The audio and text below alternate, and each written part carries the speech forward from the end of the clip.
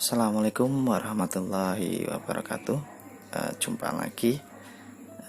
Pada video kali ini kita akan membahas soal-soal masih berkaitan tentang wawasan Nusantara bagian 2 ya.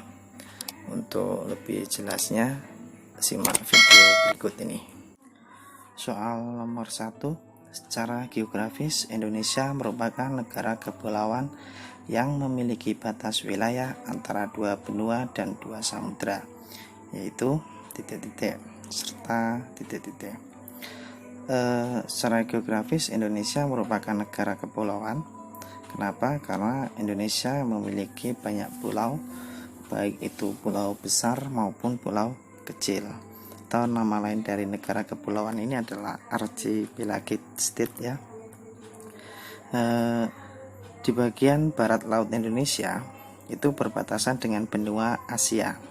Sedangkan di bagian tenggara Indonesia berbatasan dengan benua Australia. Di bagian barat wilayah Indonesia berbatasan dengan Samudra Hindia dan di sebelah timur berbatasan dengan Samudra Pasifik.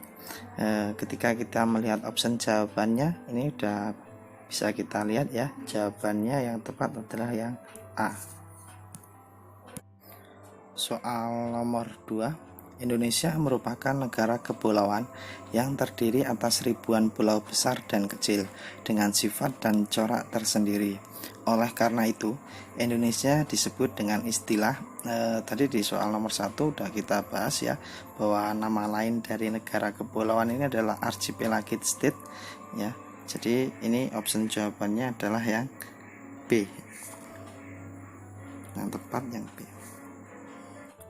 Soal nomor 3. Untuk mengatasi masalah yang makin timbul dalam pengelolaan sumber daya alam, diperlukan manajemen pengelolaan sumber daya alam yang baik berdasarkan azas. Jadi dalam pengelolaan sumber daya alam ini ada 3 azas ya. Yang pertama adalah azas maksimal, azas lestari, dan azas berdaya saing. Jadi jawabannya adalah yang C. Azas maksimal itu maksudnya adalah dalam pengelolaan sumber daya alam itu harus dimanfaatkan demi menciptakan kemakmuran dan kesejahteraan rakyat. Kemudian untuk azas lestari dalam pengelolaan sumber daya alam ini artinya tidak boleh menimbulkan kerusakan lingkungan serta harus menjaga keseimbangan alam.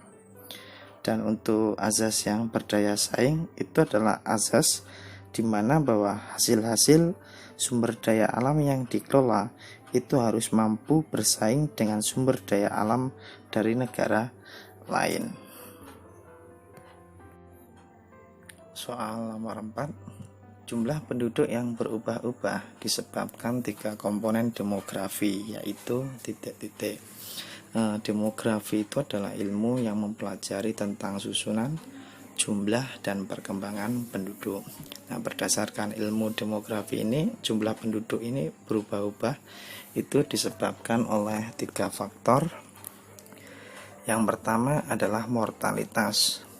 Mortalitas itu adalah besarnya angka kematian ya.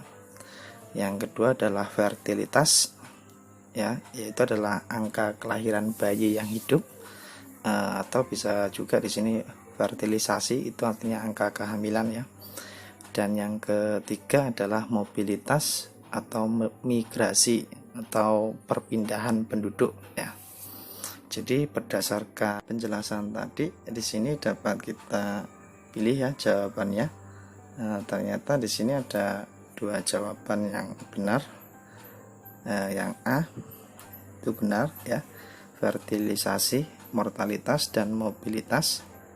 Dan yang D ya, yang D ini juga benar karena fertilisasi, mortalitas, dan migrasi, karena nama lain dari migrasi ini adalah mobilitas. Jadi A dan B ini adalah sama. Soal nomor 5. Distribusi atau persebaran penduduk merupakan bentuk penyebaran penduduk di suatu wilayah atau negara. Distribusi yang ideal adalah yang dapat Distribusi atau persebaran penduduk yang ideal itu harus memenuhi persyaratan kesejahteraan dan keamanan penduduk yang bersangkutan. Jadi jelas ya, opsi jawaban yang tepat adalah yang A. Persebaran penduduk itu dibagi menjadi dua, yaitu persebaran penduduk berdasarkan geografis. Artinya bahwa karakteristik penduduk itu menurut batas-batas alam, seperti misalnya pantai, sungai, pegunungan, danau, dan lain sebagainya. Kita bisa melihat penduduk pantai, penduduk pegunungan, ya, seperti itu. Dan yang kedua itu adalah persebaran penduduk secara administrasi, yaitu bahwa karakteristik penduduk itu menurut batas-batas wilayah administrasi yang ditetapkan oleh suatu negara. Ini sebagai contoh misalnya penduduk kota A, penduduk kota B, atau mungkin penduduk kabupaten A, penduduk kabupaten B, penduduk provinsi A atau penduduk provinsi B, dan lain sebagainya. Soal nomor 6. Sikap yang sesuai dengan prinsip strategi pembinaan ideologi sebagai perekat dan pemersatu yang harus ditanamkan kepada seluruh warga negara Indonesia tercermin dalam perilaku. Kita analisis opsinya satu persatu ini ya. Yang A, mengikuti upacara bendera setiap hari Senin. Ini opsinya masih bagus ya. Yang B adalah membolos pada saat jam pelajaran PPKN. Ini sudah jelas salah ini ya. Yang B ini jelas salah. Yang C, meyakini paham ideologi selain Pancasila. Ini juga salah, sudah pasti. Yang D, menghormati keanekaragaman Indonesia. Ini bagus opsinya. Yang E adalah menanamkan jiwa Pancasila dalam diri. Nah, ini ada 3 opsi jawaban yang bagus ini ya. Tetapi kita kembali lagi ke soal bahwa sikap yang sesuai dengan prinsip strategi pembinaan ideologi sebagai perekat dan pemersatu ya.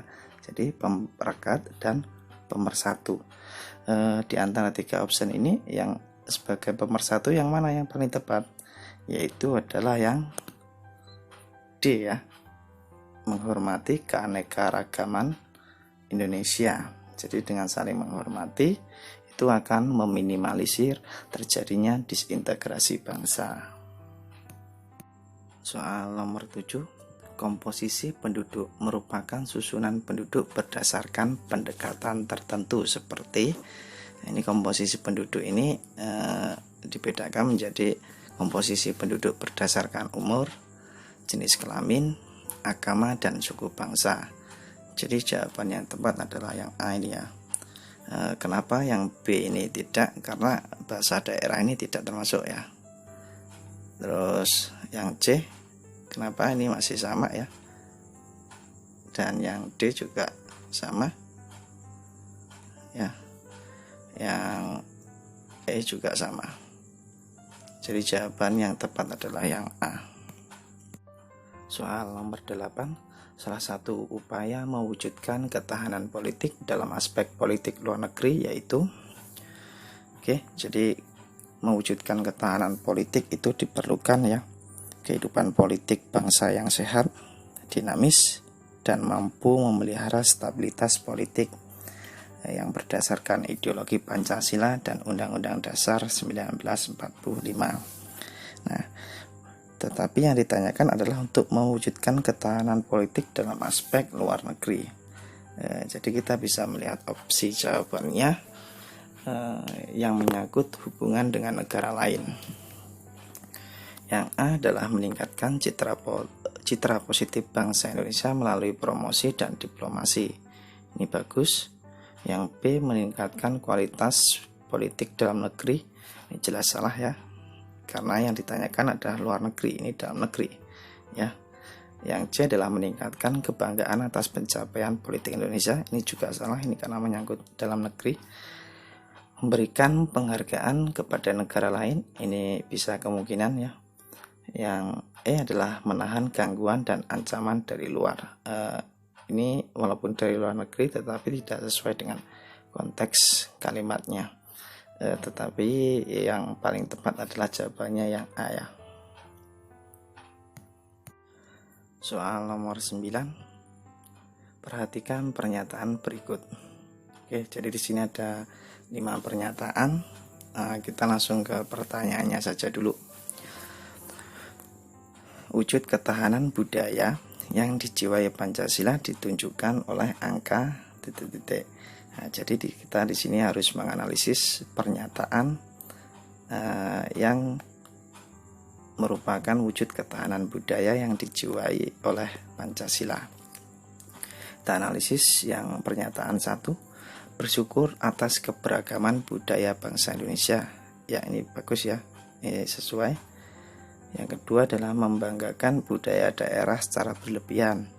Ini tidak boleh ya, jadi mengembangkan budaya daerah secara berlebihan atau etnosentrisme itu dilarang. Terus yang ketiga adalah menghargai budaya daerah lain. Oke, ini bisa juga.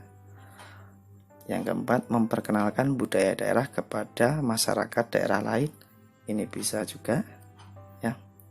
Yang kelima adalah tidak mengikuti budaya dari luar. Ini kurang pas ya, karena budaya dari luar itu belum tentu semuanya adalah jelek.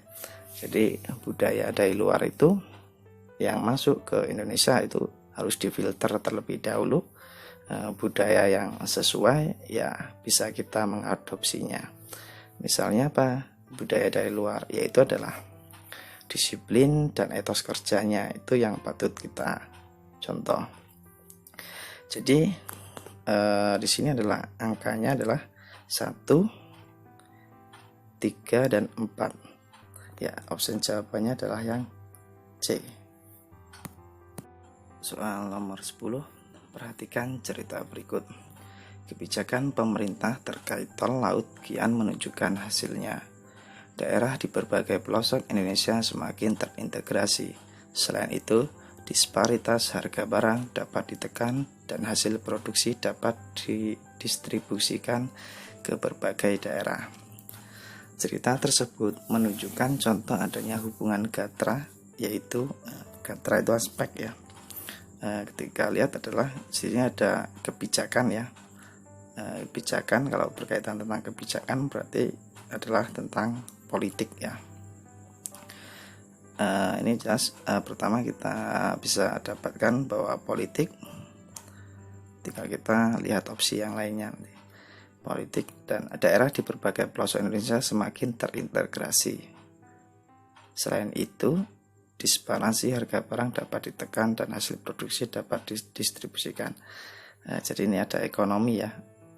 Jadi ini berkaitan tentang gatra ekonomi. Jadi opsi jawaban yang tepat adalah yang C ya, yaitu ekonomi dan politik. Nah, tadi menyangkut kebijakan itu adalah tentang politik, dan di sini ada hasil produksi, itu berarti berkaitan tentang ekonomi. Oke, cukup sekian pembahasan soal pada bagian 2 ini. Semoga dapat dipahami dan bermanfaat. Saya akhiri. Assalamualaikum warahmatullahi wabarakatuh.